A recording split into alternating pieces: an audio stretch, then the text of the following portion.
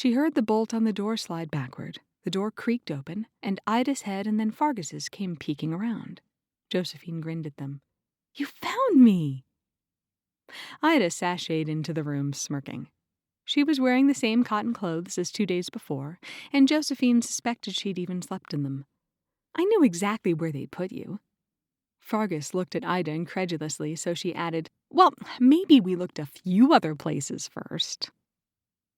Fargus, looking the same as he had that day in her garden, rumpled and vaguely embarrassed, walked up to Josephine and handed her a sweaty lump of cheese and a piece of bread. Josephine gratefully shoved both into her mouth. The three of them sat in a tight ring in the cleanest corner of the room. "Afa others," she told them. "Can you finish chewing and say that again?" Ida asked. Josephine swallowed. "I saw the brothers." She wiped her mouth and moved some of the curls from in front of her face. Ida's eyes widened. "The brothers? They were here?" "Yesterday, and they were running right toward me."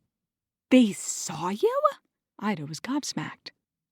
"I cried for help, and then I cried fire, and then Kitchen Maggie came up here and threw out some pigeons, and they went away." "They went away?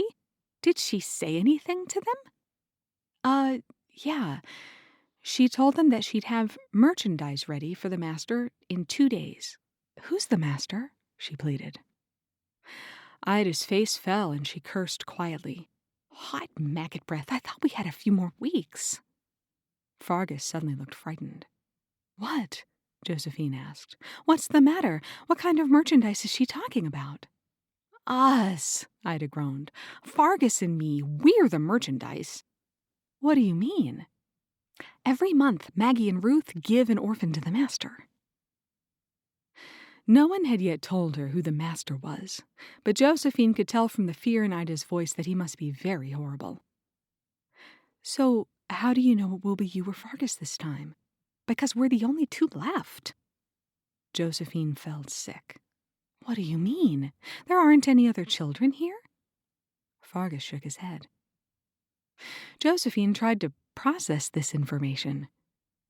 She had a terrible thought. Maybe Kitchen Maggie meant me. Maybe I'm the new merchandise. "I wish," Ida said thoughtlessly.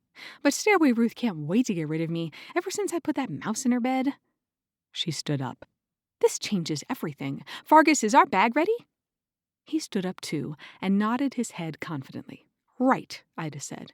"We don't have much time. We'll have to leave while it's still dark." "Leave? But," Josephine stammered. "You mean take me back to my house, right? Because we'll be safe there. There are no brothers or master or—" "Kitchen Maggie has locked the cellar so we can't get back in. And even if we could, we might not be able to find the passage in time. Fargus told me it took him hours and hours to find the exact right spot. We can't risk it. We have to leave tonight." Josephine felt tears forming. Ida added, "Plus, it will really help us to have a third person, right, Fargus?" Fargus nodded. Josephine didn't care. She didn't want to be the third person. She didn't care if she saw Ida or Fargus ever again. She just wanted to be home. "No, I won't do it. I won't go." "Fine, you can do whatever you like," Ida replied with a dismissive wave of her hand. "But Fargus and I are going, and then the only one left to give to the master is you." Josephine began to panic and felt desperate to talk them into staying. "But what happens if you get taken to the master?" Ida's green eyes flashed with anger. "Kids get taken to the master, and they never come back, ever. Do you understand?"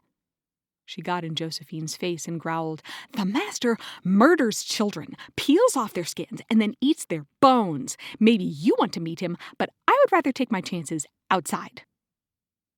Josephine trembled. "But the brothers—" Ida cut her off. "Only come out during the day, which is why," she added in a casual tone, "we have to leave tonight. Are you coming or not? We don't have time to argue." And with that, she marched out the door and down the stairs. Fargus took Josephine's hand like a caring friend and pulled her toward the door. Josephine couldn't believe it. She actually wanted to stay in the smelly pigeon room. At least then she would still be in the institute, close to the strange passageway that had brought her here. If she left, perhaps she was giving up her only chance of ever getting home.